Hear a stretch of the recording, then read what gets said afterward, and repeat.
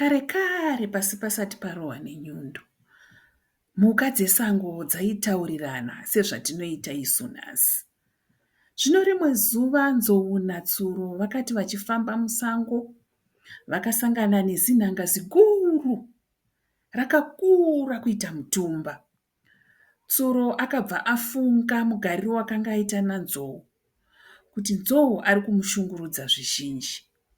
Naizvozvo tsuro akaenda kusango kunozvibatsira kutoireti. Akabva anofunga zano ndokupinda mukati mezinhanga riya. Apedza kupinda mukati maro akarimhanyisa richikunguruka zvinomhanya rakananga kuna nzou.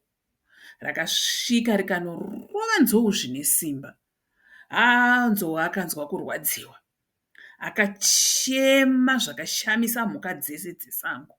Achitiza achitiza akaona maminimini akanga asina kumboona. Akabva aramba achitiza. Tsuro ndokuramba akatevera arimo munhanga imomo achimhanyisa nzou. Akamhanyisa nzou paya. Nzou achitiza achishedzera, "Nhaiwe Tsuro, uya uzondibatsirawo. Nhaiwe Tsuro, uya uzondibatsirawo." Tsuro akaramba achirova nzou. Nenguva isipi nzou akanga akuvara, muviri wese wakanga wachitsvuka zvino, achibuda ropa tsvuka muviri wese. Tsuro ndopaakazorega zvake kurova nzou. Nzou akanzwa kurwadziwa ndokuenda kunogara pasi pemuti. Akazorora achinzwa kuteerera marwadzo. Apedza kudaro Tsuro akabuda munhanga riya ndokuenda ndokunogara nanzou pasi pemuti.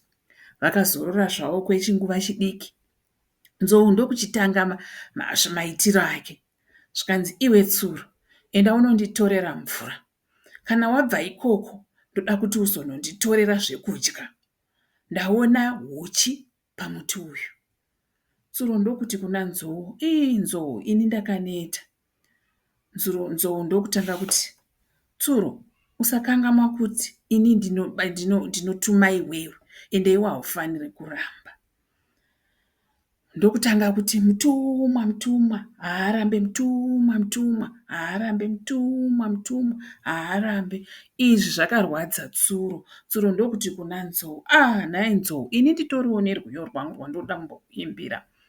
Ndokutanga kuimba paya Tsuro zvikanzi, "Ndakangoritandamura nezinhanga ndikangorirova-rova nezinhanga. Ndakangoritandamura nezinhanga ndikangorikwapaidza nezinhanga." Izvi zvakarwadza Nzou zvizhinji.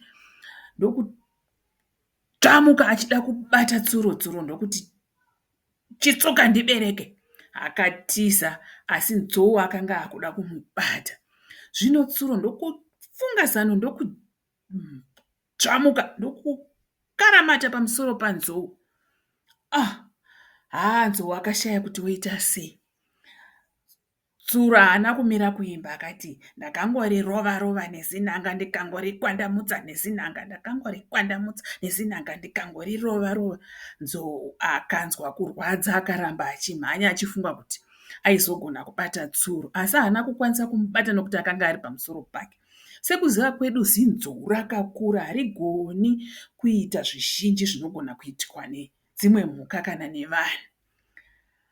Nzou akazoti, "Tsuro, chindiregerera.